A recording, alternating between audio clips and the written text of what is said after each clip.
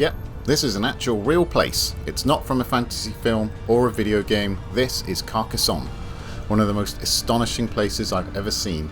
And in this guide I'm going to show you all the best bits, so let's take a look, shall we?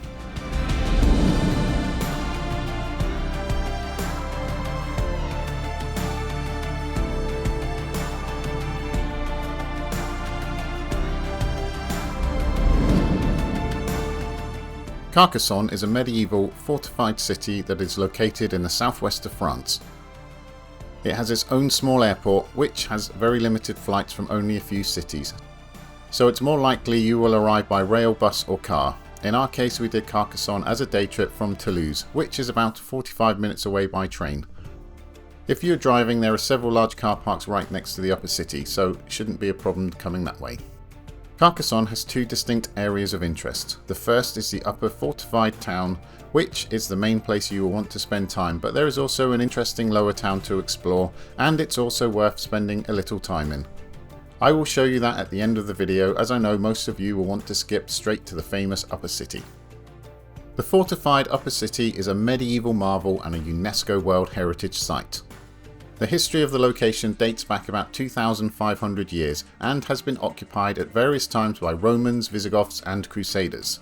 Some of the old Roman walls are still visible, although much of what you see today dates from the 12th and 13th centuries. At some point it went into decline and was then restored to its present condition in the 19th century by the famous architect and restorer Eugène Viollet-le-Duc. If you arrived via train, you can get some great views of the fortified city from the Porte Narbonnaise, which is a bridge that you can cross on your way up to the city. However, it's probably worth staying on this side of the river and walking down so you can cross over the charming and much older Pont Vieux, which is the old bridge. Here you can get more nice views as well as explore the Notre Dame de la Santé, which is a chapel built in about 1500 for pilgrims and is rather lovely. Whichever bridge you cross over, you will need to walk uphill to reach the city. There are a few ways in, but I recommend heading around to the Porte Narbonnaise, which is the most impressive looking entrance with imposing gatehouse, towers and a drawbridge, making it look like a mini castle. As you walk in, you will pass through the outer wall, and then enter the gap between the two concentric rings of fortified walls. This is a very imposing and impressive space. And if you have the time, it's worth taking a stroll along to explore it, as the sheer scale of the location is impressive.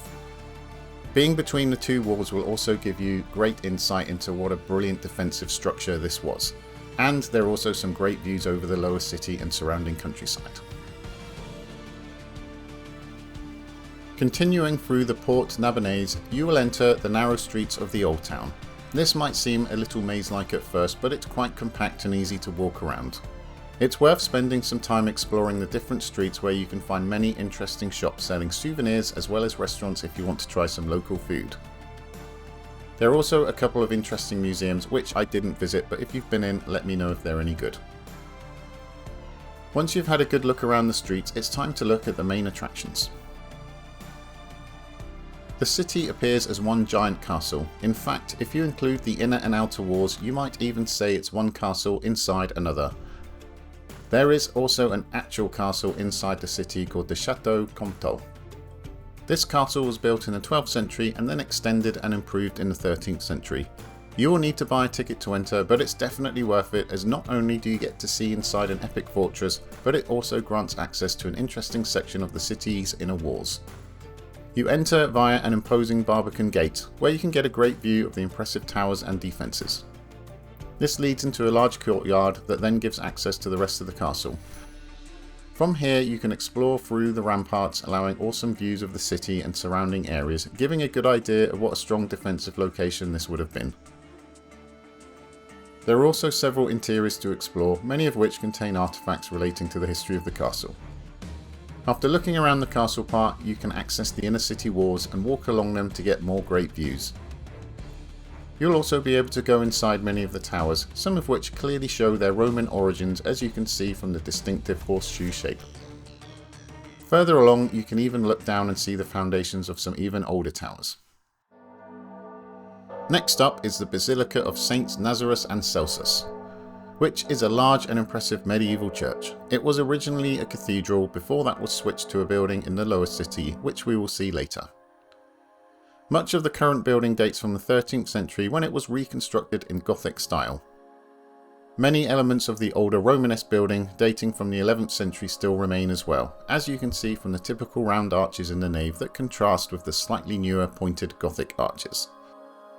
Overall, the interior is magnificent, with stunning architecture illuminated by intricate stained glass windows, so take your time to wander around and absorb all the details.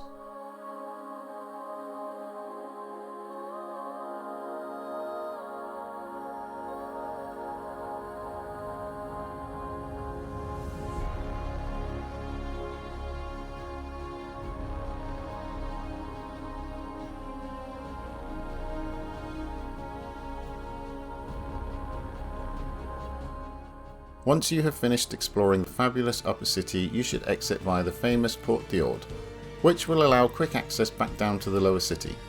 This is a famous photo spot where if you stand in the correct spot you can line up the faded circles to create an interesting photo.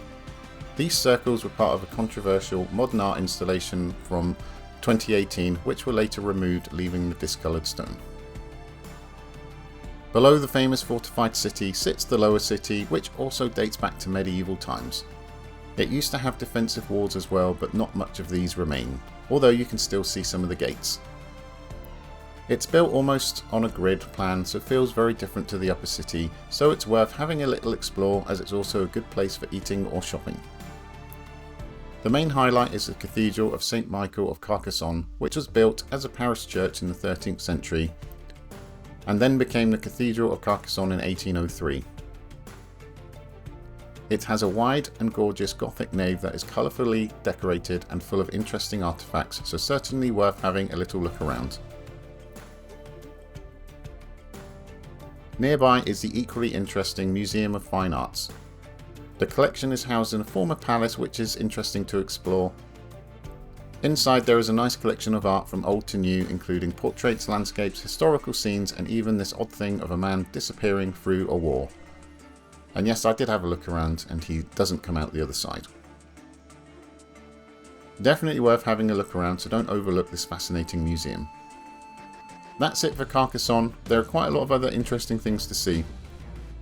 So if I missed anything essential, let me know in the comments below. Thanks for watching and cheerio!